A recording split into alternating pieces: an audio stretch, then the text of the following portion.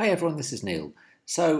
This week I just wanted to give you a quick little bit of support on assessment and grading because I know we're getting into the assessment period and you're going to be, looking at students' essays and marking them. And I'm aware that when this is new to people, and I know it's not completely new to all of you, but a lot of you, this is, you either haven't done very much or this is actually the very first time you've done assessment and grading. It's something that I'm aware that people can become a little bit anxious about. I thought what might be helpful is just to give you a few supportive essentials to keep in mind so that hopefully you don't feel overwhelmed or kind of drowning in the whole thing. And the first thing I want to say to you is, look, trust your judgment. Okay, you will be given, or probably you already have been given, all sorts of instructions by your different colleges about which marks you're allowed to use and don't mark ending in a 9 and it's got to fit the bell curve and all this kind of malarkey. To be honest, with all due respect to you being given all of those messages, actually don't worry about it, right? Trust your judgment, look at the pieces of work in front of you and respond to them in the best and most authentic and consistent way that you can. And then afterwards, if someone wants to come along and adjust your marks because they want to make it fit the curve or whatever, then don't worry about it. That's their stuff, that's not your stuff, and that doesn't mean that you've marked incorrectly or judged it wrong. So don't overthink it, right? Look at each piece of work in front of you and just trust your judgment. The second thing that I find really useful is that I know that even though I've been, marking students' assignments for 25 plus years now, every time when I come to it, I do need to warm up to the task. And one of the things that I find helps me, may or may not help you, but one of the things that I find helps me before I start grading any pieces of work is just to sit down and read 5 or 6 without grading them, without thinking about what my feedback's going to be. And just sort of then put them in order of what I think is the best to what I think is the weakest, and then just really tune in with myself about why am I making those judgments, because it's just a nice way of warming up to the task. The other thing, kind of in a way the flip side of this coin, is to say it's really important to pace yourself, particularly if you've got a lot of pieces of work to do. Don't drive yourself to keep marking till midnight or whatever. I see people absolutely burning out every year.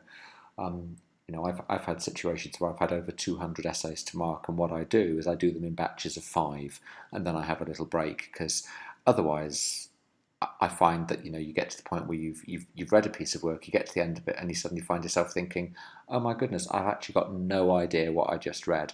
If you find that happening to yourself, all that means is you've been doing it for too long, and you really need to go and have a little break. Okay?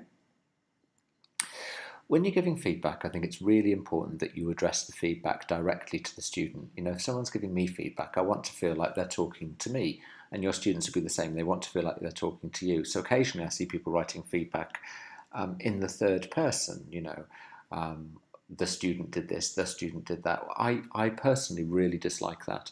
So, address the feedback as you and talk directly to the student. I think that makes the whole process much more humane. Now, when you're grading and giving feedback, there are 2 things you need to do. And the first thing you need to do is you need to make it really clear to the student why they've got the grade they've got. Because if I'm getting feedback, first of all, I need to understand how well I've done and why that is. This doesn't mean to say that you've got to get into some massive kind of justification, but you just need to explain to the students why they've got the grade they've got.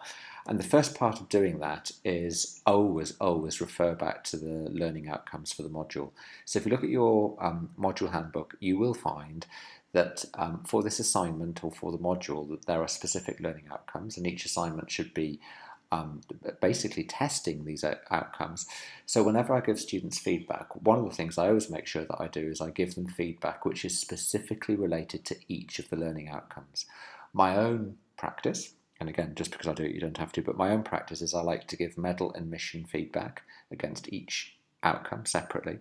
So the medal is this is something, or this is what you've done well towards demonstrating this outcome. And mission is this is where you could take it further. This is how you could demonstrate the outcome even better. And I do that for each outcome first, and then I do some general overall feedback at the end. But it is important that you refer back to each learning outcome that the assessment is meant to be assessing.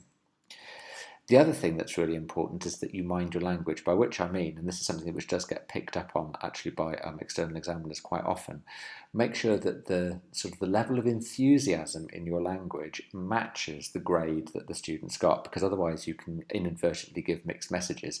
If you say to someone, oh, this is a fabulous piece of work, it's really excellent, I've thoroughly enjoyed reading it, and then you give them a 2-2, you give them 52%, it's really confusing for the student because they don't understand why they've got a lower mark when your language seems to be saying, oh, it's absolutely marvellous.